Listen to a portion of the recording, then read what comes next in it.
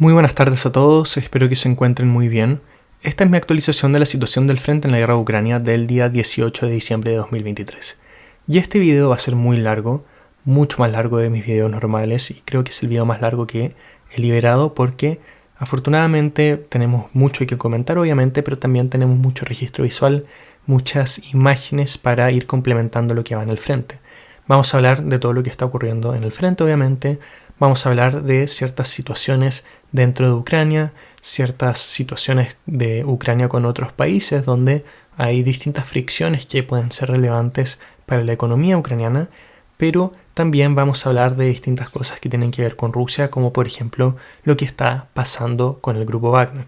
Pero ya vamos a entrar en detalle en todo esto el día de hoy. La verdad es que el video se viene muy largo, así que ojalá les guste. Ahora quiero pasar a hablar sobre uno de los grupos más importantes en esta guerra y específicamente me quiero referir al grupo Wagner porque se han liberado un par de noticias sobre su futuro. Y primero quiero recapitular un poco. Recordemos que la actividad de Wagner en la guerra se redujo drásticamente después de la batalla de Bakhmut y ya, después de todo esto que ocurrió, este intento de marcha por el Nord, golpe de estado, como le quieran decir, que lanzó Wagner contra Moscú, y luego la muerte de Yevgeny Prigozhin y de Dmitry Utkin, vimos que Wagner se ha hecho bastante más irrelevante en esta guerra. Y lo que yo comenté hace un par de meses todavía se mantiene, y es que el grupo Wagner se va a mantener en esta guerra, pero de una manera radicalmente distinta, y es que ahora va a quedar subordinada a lo que son las instituciones de la Guardia Nacional Rusa. Se llevaron a cabo negociaciones con la estructura del grupo Wagner, específicamente con Lotus, uno de los comandantes más importantes que quedan vivos de Wagner, y se negoció que el grupo Wagner va a poder mantener cierto nivel de autonomía, cierto nivel de su estructura y ciertos otros tipos de cosas también como emblemas, etcétera, etcétera, y que tanto Wagner como institución y sus mercenarios o sus voluntarios, como les quieran decir, contratistas, creo que es la mejor palabra, de manera privada todos pueden firmar un contrato con el Ministerio de Defensa ruso para ver si es que se mantienen en las operaciones o si es que simplemente se desligan del grupo. Eso se mantiene. Sé que en muchas partes se ha comentado que Wagner ha vuelto en tal u otro frente, pero eso no es verdad. Lo que sí ha vuelto en algunos lugares son tropas ex soldados de Wagner, ex contratistas de Wagner, que han firmado un contrato separado a lo que es la institución de Wagner y han firmado directamente con el Ministerio de Defensa ruso, y estos han sido trasladados a distintos puntos del frente. Sin embargo, creo que no es correcto hablar de una vuelta de Wagner cuando se comentan esos puntos, porque son una estructura de mando completamente distinta. No sabemos cuál es la concentración de esas tropas, no sabemos si es que están específicamente concentrados en un solo punto del frente o si es que están en varios. He visto reportes de soldados de Wagner o ex soldados de Wagner a lo largo de todo el frente, así que considerando todo aquello, creo que sería bastante impreciso hablar de una vuelta de Wagner debido a toda esta información que se ha tenido de presencia de ex soldados en distintos puntos. Pero se habla de que ya la institución de Wagner, esto ya subordinado al Ministerio de Defensa ruso, podría estar volviendo para el próximo año, lo cual es bastante lógico porque, como bien comenté yo hace un par de meses cuando surgió esta información, se habla de que estas leyes que permiten que Wagner haga este trato con la Rosguardia, la Guardia Nacional Rusa, esto todo debería entrar en vigencia hacia 1 de enero del 2024, y por lo que comentan distintas fuentes, el periodo de reclutamiento debería durar debería iniciar alrededor de enero del próximo año, y tomando todo eso en consideración, uno podría interpretar que ya bien entrado el año 2024, quizá ya para abril, mayo, por ahí, podríamos ver una vuelta de Wagner con este rebranding y subordinado a lo que es el Ministerio de Defensa ruso. Pero la importancia de Wagner va más allá de Ucrania y quiero pasar a lo que quizás son las noticias más relevantes del último tiempo que tienen que ver con África. Este es un mapa de la presencia de Wagner para febrero de 2023. En algunos puntos se ha cambiado un poco cuál es la presencia de Wagner en África, pero esto es más o menos para que tengan un parámetro de relevante presencia que tiene este grupo en aquel continente. Y Wagner siempre ha sido una herramienta muy importante o muy útil para Rusia para proyectarse en lo que es distintos puntos del globo, como lo fue Siria y como lo fue África, presencia que ha ido creciendo en el último tiempo. Y esto es bastante interesante lo que ha ocurrido acá, porque mediante Wagner empezó a separarse, a tomar más autonomía de lo que es el Estado ruso a lo largo de la guerra en Ucrania, cuando empezó a crecer en tamaño y empezaron todos estos choques y fricciones con el Ministerio de Defensa ruso. Recordemos que técnicamente no están ligados, pero realmente sí había un grado de subordinación, pero que se estaba perdiendo. Quedó en duda qué iba a pasar con la presencia de Wagner dentro de este continente. Incluso algunas fuentes comentaban que el heredero de Prigozhin no estaba ni ahí, o sea, tenía cero interés con lo que ocurría en África. Pero la noticia que tenemos el día de hoy es bastante interesante, y es que efectivamente se va a mantener de manera importante y probablemente va a crecer la presencia rusa en África, y esto a través de un rebranding de Wagner, porque Wagner ahora en África va a pasar a llamarse Afrika Korps, lo cual se escribe Afrika Korps con C, en este caso no con K, alude a lo que eran las fuerzas alemanas durante la Segunda Guerra Mundial que combatían en el continente africano, lo cual es bastante interesante, por no decir menos. ¿Y por qué esto es tan interesante o por qué es tan importante? Bueno, porque no solamente hay un cambio de nombre, sino que también va a haber un aumento en reclutamiento. Se habla de que el gobierno ruso va a ofrecer alrededor de $3.000 para los voluntarios con experiencia militar previa, para que se terminen anotando y enlistando en lo que es este nuevo Afrika Korps. Va a ser interesante ver si es que esto desvía un poco las tropas que podrían estar entrando en Ucrania. No creo que el número de tropas de Afrika Korps, ex-Wagner, que entren a este continente sean tantas, pero de igual manera va a ser un número interesante, especialmente considerando que la gran mayoría probablemente va a tener experiencia van a estar muy curtidos, probablemente en la guerra en Ucrania o también en operaciones en Siria y África. Eso, por lo menos para mí, demuestra que el gobierno ruso todavía tiene planes importantes para África, viendo cómo Francia en algunos puntos ha perdido terreno. Es una oportunidad interesante. Ya hemos visto cómo Rusia se ha escarbado una posición muy importante en este continente, una posición muy interesante utilizando al grupo Wagner, y probablemente esto lo van a seguir explotando en el próximo tiempo.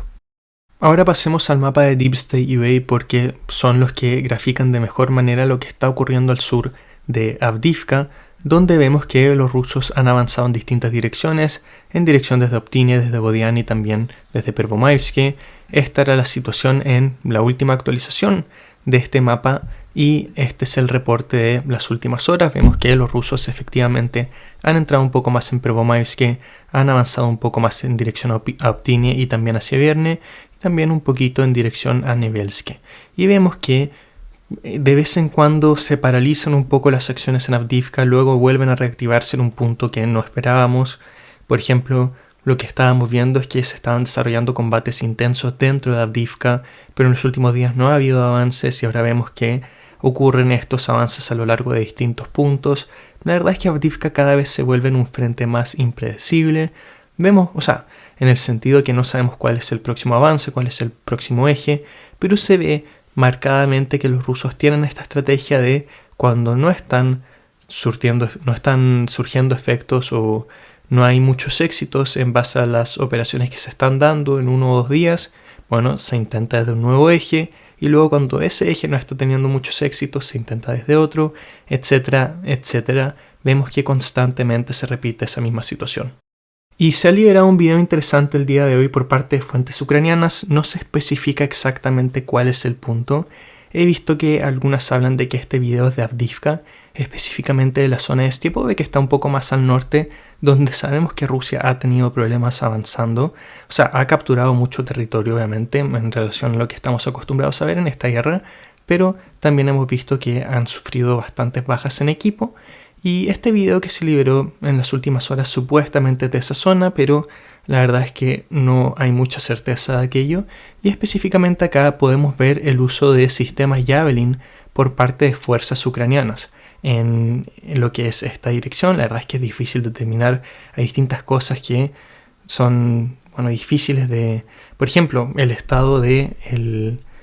terreno, no hay muchas nieves que sí se están viendo en distintos puntos. Bueno, es difícil determinar la fecha también y el lugar de este video, pero llama la atención que nuevamente estamos viendo el uso de sistemas Javelin que acaba de disparar este soldado, y luego podemos ver lo que supuestamente es el impacto de ellos contra distintos vehículos rusos. Bueno, obviamente todo muy difícil de determinar en base a estos videos, como tiende a pasar en esta guerra, pero de igual manera son imágenes muy interesantes y vemos que se repite la misma tendencia también con el otro video que voy a mostrar, que tiene que ver con la zona de Stepove más adelante. Vemos que avanzar en esta guerra con el uso de blindados es bastante difícil, tanto las minas como la artillería, como los drones, como los misiles antitanque, como los Javelin que utilizan los ucranianos o los Kornets que utilizan los rusos. Todo eso complican bastante estas operaciones y por eso vemos que los avances en esta guerra no hay de estos quiebres inmensos, ya no hay, porque ambos ejércitos se han hecho muy buenos en cazar todo este tipo de vehículos, y tal como lo vimos en la zona de Rabotinia, esto también se está viendo hasta cierto punto en Avdiivka, y por eso hemos visto que los rusos cada vez están utilizando estas tácticas que dependen más de infantería, no tanto de blindados, y por eso que también estamos viendo que hay muchos asaltos dentro de la ciudad en sí, porque eso conlleva a tener que avanzar menos a lo largo de campos abiertos. Pasando a la zona de Krinky, lo que comenté el día de ayer es que Ucrania ha perdido terreno a lo largo de distintos puntos, específicamente al oeste de este pueblo donde los rusos han recapturado ciertas posiciones,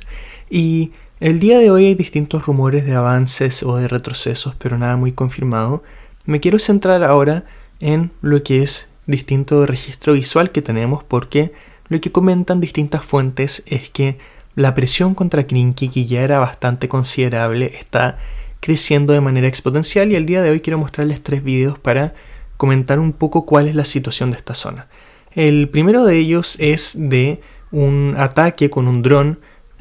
kamikaze ruso contra una pieza acá de uno de estos barcos que se utilizan para el desembarco y la logística a lo largo de Gerson, de estas posiciones que trata de utilizar Ucrania un poco más lejos de Krinky para ir desembarcando y aplicando distinto equipo, y lo que vemos acá es como uno de estos pequeñas embarcaciones es impactada, lo cual nos muestra cómo los rusos están tratando de complicar la logística ucraniana en la zona de Krinky con tal de que ésta no pueda ir suministrando a las tropas que están dentro de ese punto con distintos materiales que necesitan. Se supone que, por lo que comentaban las distintas fuentes, que este video corresponde a específicamente aquello. En la zona de Gerson, uno de estos puntos aislados donde Ucrania trata de ir desembarcando distinto apoyo logístico para Krinky, bueno, se supone que este video es de esta zona de acá. Pero este no es el video más interesante, ya que tenemos registro visual de no solamente, el primero de estos es de Krinky en sí. Esto es la ciudad de Krinky, obviamente son imágenes, si no me equivoco, termales creo que es la palabra, y vemos la distinta cantidad de explosiones de artillería, y se atribuye a esto a artillería. Me he visto en otras fuentes que este video es de bombas FAB-500, pero si es que no me equivoco es artillería, y vemos cómo Krinky es azotada constantemente una y otra vez. El pueblo no es muy grande, así que uno puede ver acá cuál es el tamaño de Krinky, tamaño de las posiciones ucranianas, y vemos cómo en relación a esto estas explosiones son bastante grandes, pero como bien sabemos Ucrania ha fortificado bastante distintas posiciones, y quizá esta es la imagen más interesante de cómo una gran porción del pueblo es cubierta por estos bombardeos, pero de igual manera las fuerzas ucranianas logran mantenerse en sus fortificaciones a pesar de todos estos ataques. Acá está el canal de Telegram que publicó este video originalmente para que ustedes lo puedan ver. Pero hay otro video que me llamó mucho más la atención, y es del uso de una bomba que supuestamente es una FAB 1500. En este video de acá podemos ver lo que supuestamente es un punto de aglomeración de tropas ucranianas que van a pasar a reforzar Krinky. Esto no es Krinky en sí, un punto de despliegue, de aglomeración de tropas que es atacado por una bomba FAB 1500. Obviamente saber exactamente si es que esta bomba logró impactar el punto preciso es difícil de saberlo, pero vemos que la explosión es tremenda. Y quiero mostrar la imagen de nuevo para que podamos volver a apreciarla. Es una explosión muy grande, y si es que efectivamente se atacó el punto que se buscaba impactar, recordemos que las bombas FAB 1500, FAB 500 no siempre son 100% precisas. Bueno, yo creo que ustedes se pueden imaginar cuáles pueden haber sido las consecuencias. ¿Y por qué les muestro todas estas imágenes? Porque claro, uno puede hablar mucho de la presión contra Krinky, que estaba subiendo, que va aumentando, que cada vez la situación es más complicada, pero otra cosa es mostrarlo con imágenes para que uno pueda ver la situación real dentro del pueblo.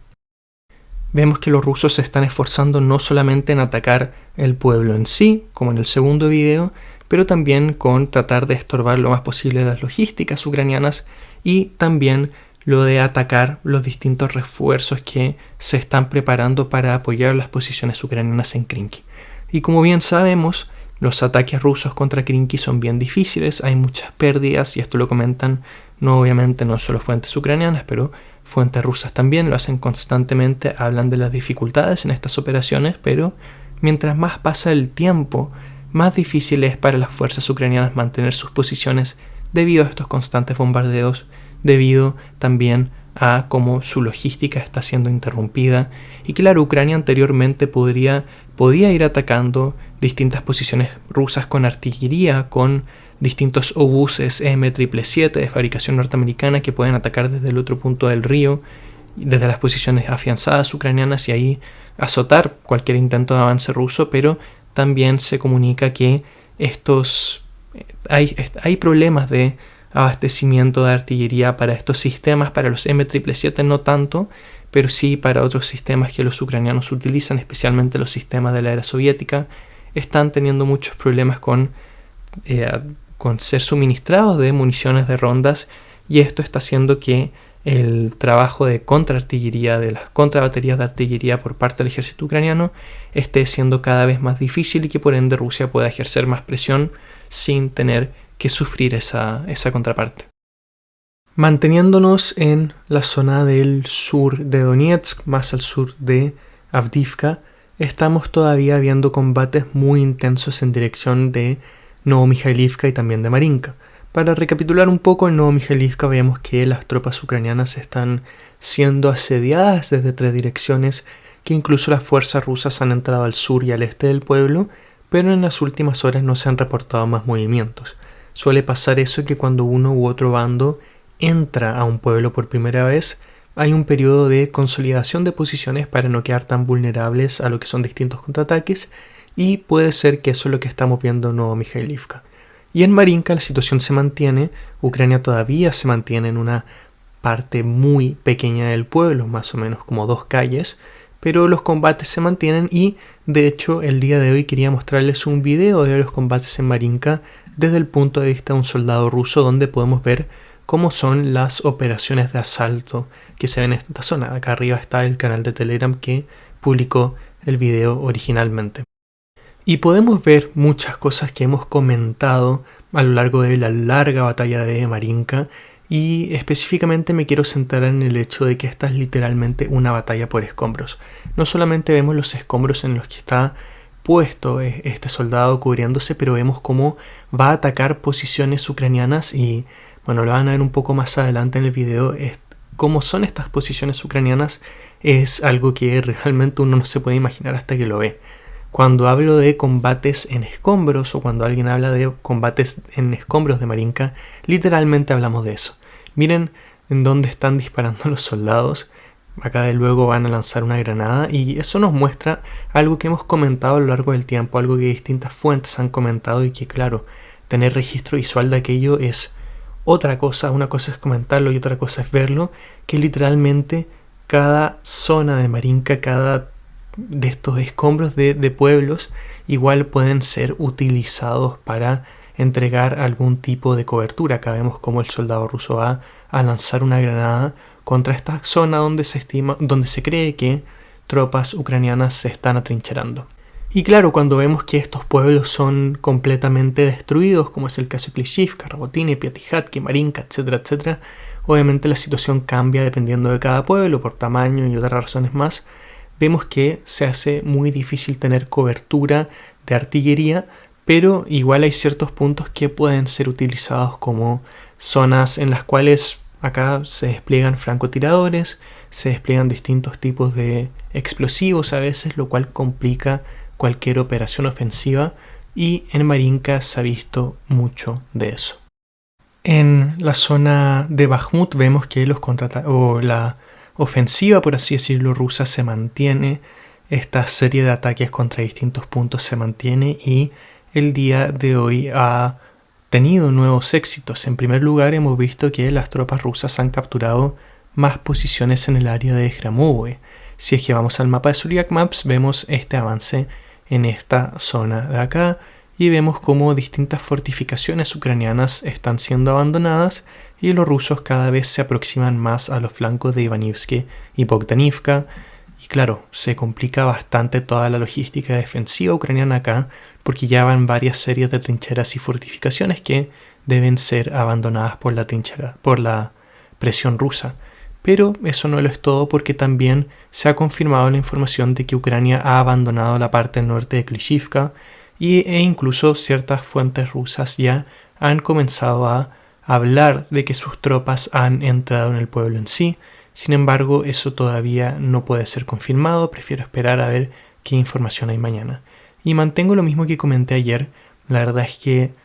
es como el movimiento lógico para las fuerzas ucranianas abandonar la parte norte de Klishchiivka, porque mantener esas posiciones cada vez se hace más difícil debido a la desventaja topográfica y debido a toda la desventaja numérica y de armamento que tiene Ucrania en relación a Rusia. Yo, de hecho, a mí me sorprende todavía que Ucrania todavía mantenga presencia en Klishchiivka, pero de alguna manera todavía pueden ocupar ciertas posiciones dentro de este pueblo, un poco más de la mitad del pueblo. Y claro, la situación es muy difícil, así que por eso digo, yo hubiese pensado para este punto que ya Ucrania habría abandonado Klishchiivka, pero vemos que detrás de Klishchiivka no hay muchos pueblos para ir afianzándose. Claro, hay distintas líneas de fortificaciones, distintas trincheras, pero estas no van a otorgar tanta cobertura como lo hace Klishchiivka, entonces quizá por eso se están manteniendo ahí. Pero lo cierto es que el tiempo se está acabando porque vemos que estas posiciones cada vez se hacen más débiles. Y también las fuerzas rusas han avanzado un poco en dirección a Kurdimivka. Entonces vemos como toda esta posición ucraniana en Klishchiivka, en las afueras de Andriivka y al norte de Kurdimivka, está cada vez bajo mayor peligro. Vemos que los rusos pueden presionar en 3 direcciones y vemos como la artillería y los drones realmente les están haciendo la vida imposible. Y les digo, esto no es solamente información de las fuentes rusas, revisen fuentes ucranianas como Deep State UA y les comentan lo mismo. La situación es muy difícil, Ucrania está en una inferioridad numérica por la primera vez en la guerra, está en una inferioridad en términos de armamento, de municiones, y todo eso se está traduciendo en esta iniciativa que hemos visto por parte de Rusia prácticamente a lo largo de todo el frente. En la zona de Kupiansk, nosotros comentamos que distintas fuentes ucranianas, distintas autoridades ucranianas esperaban grandes asaltos por parte de Rusia en los próximos días, y hasta cierto nivel estos ataques ya se están materializando, y por primera vez en mucho tiempo hemos visto que Rusia avanza en Sinkivka. Sin embargo, en algunos lugares estos avances se han exagerado. Específicamente lo que muestra Zodiac Maps, y incluye otras fuentes, tanto rusas como ucranianas, es un pequeño avance al norte, un avance bastante pequeño, pero lo valioso de esto es que permite que las fuerzas rusas se atrincheren en las afueras de Sinkivka y que Ucrania tenga que abandonar ciertas posiciones dentro del pueblo. Como podemos ver acá en el mapa, ya la parte más exterior de Sinkivka está en lo que se considera la zona gris, y esto todo se supone que se debe a estos últimos ataques rusos que se han lanzado utilizando estos nuevos refuerzos. También tanto fuentes rusas como ucranianas y Zodiac Maps, hablan de que los ataques rusos también intentaron entrar en Sinkivka, pero que estos intentos fueron rechazados por el ejército ucraniano, que todavía mantiene un pie bastante bien afianzado dentro de lo que es este pueblo. Y así vemos cómo a lo largo de todo el frente Rusia está lanzando distintos ataques y Sinkivka no se está quedando atrás. En la zona de Rabotine vemos que se mantiene lo de las últimas semanas. Luego de que Ucrania ya se dio completamente a la iniciativa en este punto, lo que hemos visto es que Rusia ha pasado a la ofensiva y está ejerciendo mucha presión desde dos puntos, desde Verbove y desde Novoprokopivka. Tal como hemos comentado hace un par de días, las fuerzas rusas ya se encuentran bien cerca de lo que son las afueras de Rabotine y están ejerciendo mucha presión contra unas tropas ucranianas que se han visto debilitadas debido a que la brigada número 47, que era la preparada para todas las misiones en la zona de Rabotine, fue enviada a Avdiivka. Y el día de hoy se ha liberado este video de lo que se supone que es, este video, de lo que se supone que es un tanque T-72 pisando una mina. He visto que fuentes ucranianas afirman que este es un tanque ruso, mientras que algunas fuentes rusas afirman que este es un tanque ucraniano. He visto de las dos cosas, pero lo vi originalmente publicado en fuentes rusas. Y vemos cómo esta mina, lo que se supone que es una mina, parece realmente explotar en un sweet spot, en el lugar preciso, porque este tanque queda prácticamente hecho añicos. Y tal como estaba comentando con los videos de los Javelins en la zona, o lo que supuestamente se hablaba de que era la zona de Avdiivka, vemos cómo en esta guerra utilizar blindados se hace muy difícil. La artillería, los drones, las minas y también distintos sistemas antimisiles hacen que, claro, cualquiera de estas operaciones sea muy difícil y que estos vehículos que se supone anteriormente que se pensaban que era de las zonas más seguras en una guerra, bueno, ahora están convertidos en verdaderas jaulas, porque prácticamente cada vez que se ve que un tanque sale al exterior o una zona muy al descubierto donde queda muy expuesto, bueno, es bastante fácil destruirlo, relativamente fácil, más de lo que se esperaba. Y por último, quería mostrarles imágenes de algo que comenté el día de ayer, de estos drones nuevos que están siendo creados por el ejército ucraniano. Acá hay una imagen de estos en sus vuelos de prueba. Vemos cómo son considerablemente grandes o más grandes de lo que estamos acostumbrados a ver para el ejército ucraniano, pero esto se debe a que tienen un alcance más profundo, de 150 kilómetros, y debido también al hecho de que esta carga explosiva que supuestamente tienen es considerable.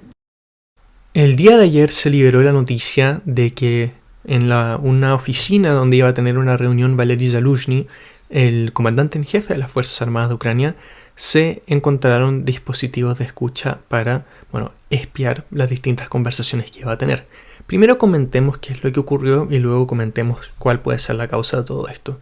Y por lo que comenta Zaluzhny, y en una entrevista que se le hizo, si es que no me equivoco, se encontraron estos dispositivos en un lugar de reunión que él no utilizaba, pero que iba a utilizar ese mismo día, y que se encontraron estos dispositivos de escucha, lo cual probablemente, de manera bastante obvia, indicaba que estaba bajo espionaje. Lo que comentan los servicios de inteligencia ucranianos es que estos dispositivos no estaban funcionando. Supuestamente el SBU, el brazo de inteligencia del ejército ucraniano, del gobierno ucraniano, va a investigar todo lo que es esta situación. Y se han acusado a distintas figuras. Desde Ucrania han ido acusando a Rusia, diciendo que estos fueron espías rusos que estaban tratando de monitorear las conversaciones de una de las figuras más importantes del ejército ucraniano, pero también hay otras versiones que indican que estas escuchas no fueron colocadas por el gobierno ruso o las agencias de inteligencia rusas, sino que por las mismas agencias de inteligencia ucranianas. ¿Cuál sería la razón de esto? Bueno, las constantes fricciones entre Zaluzhny y Zelensky, que han ido aumentando mediante pasan los meses. En primer lugar estuvo toda esta información, que la verdad es que es difícil saber si es verídica o no, sobre que Zaluzhny supuestamente quería retirar a las tropas de Bakhmut, mientras que Zelensky lo negó. Luego la manera en la manera en la que Zaluzhny manejó la contraofensiva ucraniana, donde tras los primeros 4 o 5 días vio muchas bajas y bajó radicalmente la escala de la ofensiva, lo cual al parecer no fue visto con buenos ojos desde el gobierno de Kiev, desde Zelensky, debido a que él prometía grandes avances que finalmente no se materializaron debido a esta estrategia más conservadora para la ofensiva. Y lo más certero que hemos visto, lo más claro que hemos visto, son estos choques entre Zelensky y Zaluzhny en relación a el despido de un gran número de oficiales de reclutamiento, estos oficiales de cantones, debido a acusaciones de corrupción, algo que no fue bien visto por Zaluzhny, e incluso hemos visto distintos choques en distintos puntos mediáticos. En distintas entrevistas, Zaluzhny ha comentado que la guerra está estancada, que no van a haber grandes quiebres, que eso está completamente fuera de las posibilidades, mientras que Zelensky salió a los pocos días rechazando directamente estas versiones de Zaluzhny, diciendo que sí van a haber quiebres y que sí van a recuperar todo el territorio, etcétera, etcétera. Los choques entre Zaluzhny y Zelensky han sido constantes y cada vez, si es que no han ido aumentando, al menos se han hecho cada vez más públicos. Y en el último tiempo se han liberado distintas encuestas en Ucrania, donde la confianza a Zelensky ha bajado, se ha mantenido relativamente alta, está por sobre un 60%, pero ha bajado, mientras que la confianza con Zaluzhny se ha mantenido bastante alta, alrededor de un 85%. Y eso ha llevado a especular bastante sobre que hay un choque político importante. Hemos visto en distintas entrevistas, en distintos medios, incluso occidentales, lo he citado hace un par de videos, de que Zelensky divide al ejército en dos, los pro-Zaluzhny y los pro-Syrsky. Los pro-Syrsky, que Syrsky es el general a cargo de las fuerzas terrestres del ejército ucraniano. Syrsky, que supuestamente sigue al pie de la letra lo que comanda o lo que pide Zelensky, mientras que Zaluzhny, tiene todos estos temas que ya hemos ido comentando. Al parecer está ese quiebre, es difícil saber qué tan profundo es, pero tiene algún nivel de presencia. Y eso ha llevado a especular, obviamente, a un montón de gente, a decir que esto significa que Zaluzhny quiere realizar un golpe de estado, que los días para Zelensky están contados, y que a raíz de esto vemos estas escuchas telefónicas para ir monitoreando la actividad de Zaluzhny por parte de Zelensky. Honestamente, creo que falta mucha información para poder determinar aquello. Es bastante raro todo este tema de las escuchas. Yo creo que es posible que lo hayan puesto los rusos, como también es posible que lo hayan puesto los mismos ucranianos. Es difícil determinarlo, obviamente, solamente se tiene esa información. Yo, si es que no se hubiese liberado esta información hace un par de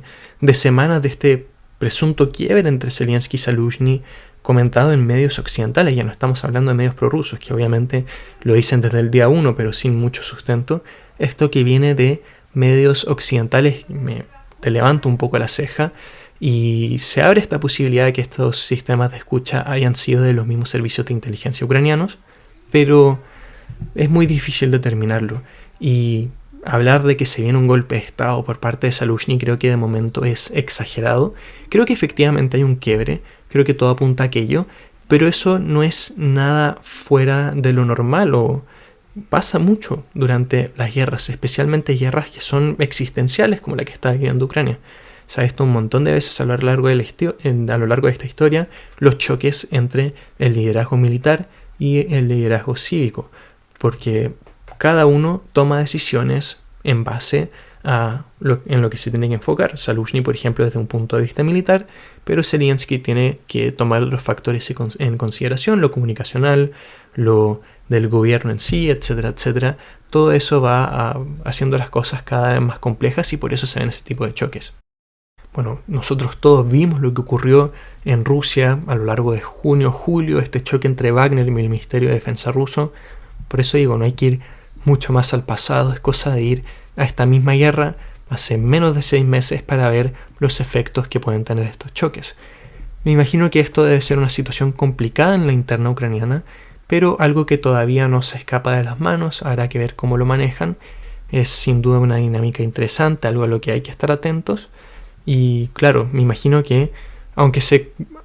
no vamos a saber, me imagino, nosotros desde el público, de dónde vinieron estas escuchas, no lo vamos a saber de manera certera, pero me imagino que dentro de la relación entre Zaluzhny y Zelensky, que como les comenté ya está friccionada, esto va a causar aún más desconfianza. Hay que ir viendo cómo evoluciona todo esto, pero está convirtiéndose en uno de los aspectos bien interesantes de esta guerra. Y las malas noticias para Ucrania van en muchos aspectos, como pueden ver el video de hoy. Ha sido una semana de muy malas noticias, y otra que ha vuelto a aparecer tiene que ver con las relaciones con Polonia. Porque si bien algunos de ustedes pueden recordar lo que estaba ocurriendo entre Ucrania y otros de los países con los que comparte frontera, es que un gran número de ellos habían realizado bloqueos contra distintas rutas que entran a Ucrania. Se han ido bloqueando distintos pasos fronterizos, y quizá el lugar donde más ha ocurrido esto es en la frontera con Polonia, donde distintos bloqueos de hecho habían sido levantados en distintos puntos por autoridades locales, pero la información que se tiene de las últimas horas es que estos bloqueos han vuelto a comenzar debido a que las Cortes de Lublin han anulado estas disposiciones de autoridades locales de ordenar el levantamiento de estos bloqueos, que están siendo realizados por camioneros polacos, debido a que distintas restricciones al ingreso de camioneros ucranianos y de exportaciones ucranianas se han ido levantando a lo largo de la guerra, debido a que distintos países de la Unión Europea han querido apoyar de esa manera económicamente a Ucrania. Pero como bien nosotros sabemos y hemos comentado bastante en este canal, estas políticas tienen impactos negativos en las economías internas de dichos países, y un país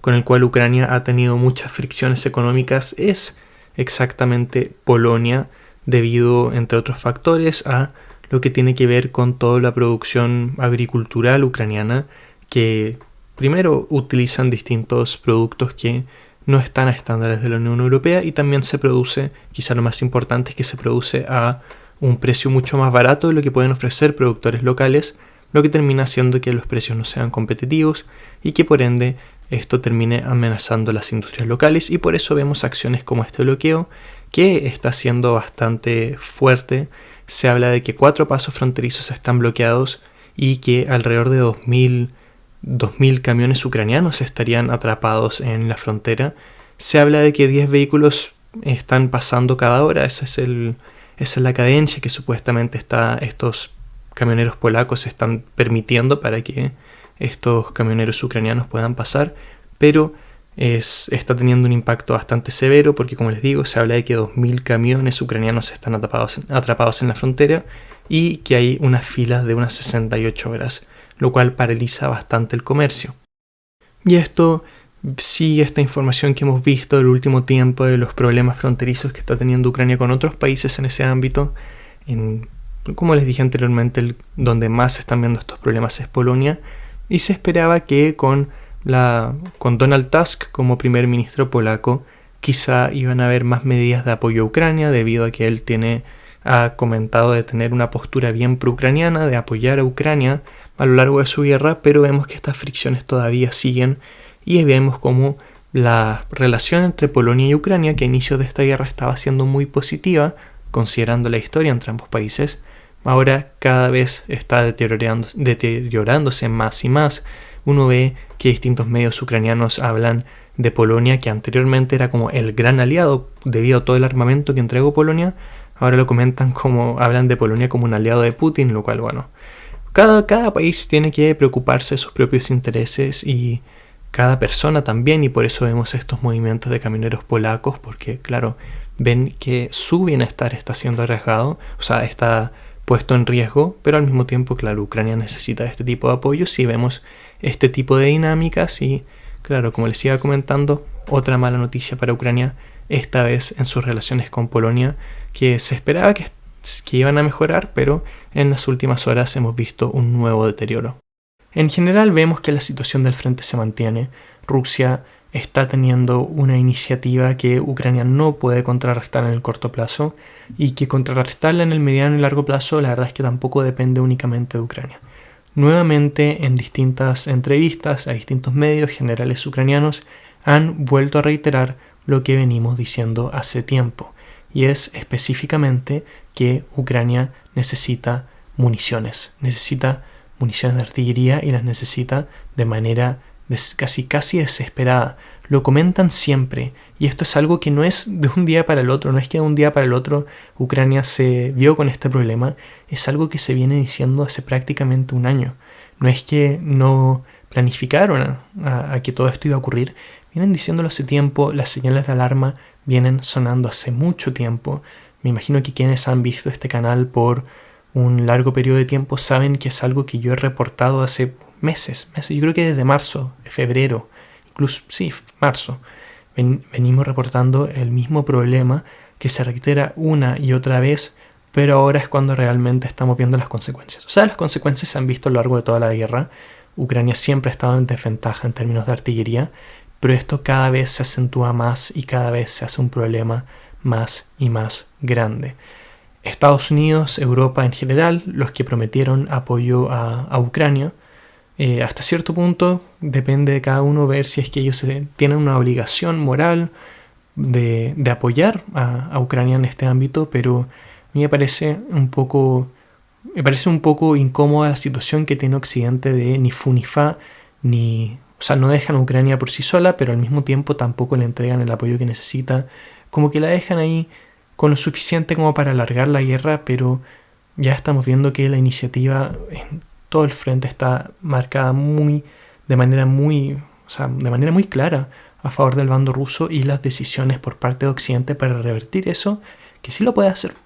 Sabemos, el poderío militar y económico de Estados Unidos es realmente tremendo, pero vemos que las prioridades de todos estos países están en otras partes. El Congreso norteamericano está enfrascado en una batalla por los republicanos que quieren invertir más en la seguridad fronteriza, mientras que al hacer eso bloquean cualquier apoyo a Ucrania. Distintos países europeos que es bastante dinámica la situación. En Polonia ya estamos viendo a un presidente más pro-ucraniano, un primer ministro mejor dicho, pero en otros países vemos que los gobiernos se están girando, o por lo menos lo que pasó en Holanda, en Eslovaquia, donde hay nuevos gobernantes que son más pro-Putin, y vemos que se ve esta dinámica todavía difícil de descifrar. La Unión Europea tiene su posición ya a nivel más macro, pero países individuales tienen otra, y vemos como acá se ve un tira y afloja, y cada vez Ucrania está recibiendo menos apoyo, y no solamente Ucrania necesita el mismo apoyo de siempre, sino que necesita mucho más. Mientras más pasa esta guerra, más crece el gasto de Rusia en la guerra, entonces más debe crecer el ucraniano, pero vemos que sus necesidades no están siendo suplidas por Occidente. Y esto ha sido el video de hoy, muchas gracias por ver, espero que tengan una muy bonita tarde y que nos veamos mañana. Adiós.